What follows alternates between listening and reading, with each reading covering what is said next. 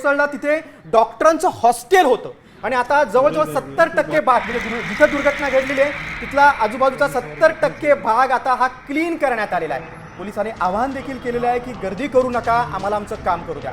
जिथं विमान कोसळलं तिथं डॉक्टरांचं हॉस्टेल होतं आणि आपण मगाशीच माहिती बघितली की 12 डॉक्टर जखमी झालेले आहेत। गुजरातच्या वरिष्ठ पोलीस अधिकाऱ्यांनी महत्त्वाची माहिती दिलेली आहे। 70% भाग आता हा क्लीन देखील करण्यात आलेला आहे असं देखील त्यांनी सांगितलेलं आहे।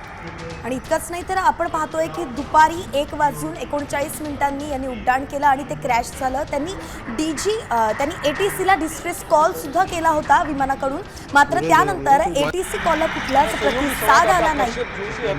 ઘટનાસ્થળ ઉપર હતા અને એ વખતનો આ વિડીયો છે કે જ્યારે પ્લેન ક્રેશ થયું, જે પ્રત્યક્ષદર્શીઓ છે એ પ્રત્યક્ષદર્શીઓના નિવેદનો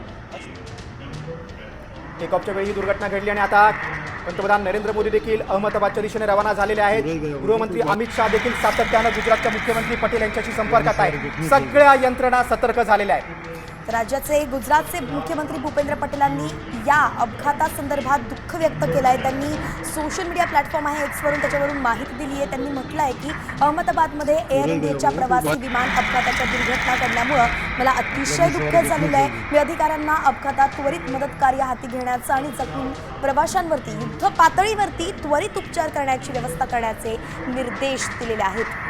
आणि आपण दोन दृश्य बघतोय की दुर्घटनानंतर बचाव कार्य अगदी वेगानं सुरू झालेलं आहे। तर एकंदरीतच एअर इंडियाचं हे विमान होतं म्हणून एअर इंडियाकडून कुठलीही माहिती आली का हे बघणं गरजेचं आहे। तर एअर इंडियानं ही देखील ट्विटरवरती या अपघाताची पुष्टी केलेली आहे। त्यांनी म्हटलंय की अहमदाबादहून लंडनला जाणारं विमान होतं, AI-171 असं नाव होतं आणि सध्या अधिकचा तपशील एअर इंडिया सुद्धा मिळवत आहे असं एअर इंडियानं सांगितलंय। सुमारे 1:15च्या सुमारास ही दुर्घटना घडलेली आहे। टेक ऑफ करताना दुर्घटना घडलेली आहे। विमानाला आग देखील लागली आणि मुख्य म्हणजे नागरी वस्तीत हे विमान कोसळलं आणि त्यानंतर सगळ्या यंत्रणा सतर्क अगदी काही सेकंदांचा आपण पाहतो, यामध्ये काही मिनिटांचाच फक्त फरक होता कारण की विमान उड्डाण पूर्ण त्याने घेतलेलं नव्हतं, ते आकाशात सुद्धा नव्हतं, जमिनीवर सुद्धा नव्हतं, अशा परिस्थितीत होतं आणि अगदी काही मिनिटांत टेक ऑफ झाल्यानंतर शेवटचा सिग्नल मिळाला आणि ते क्रॅश झालेलं आहे।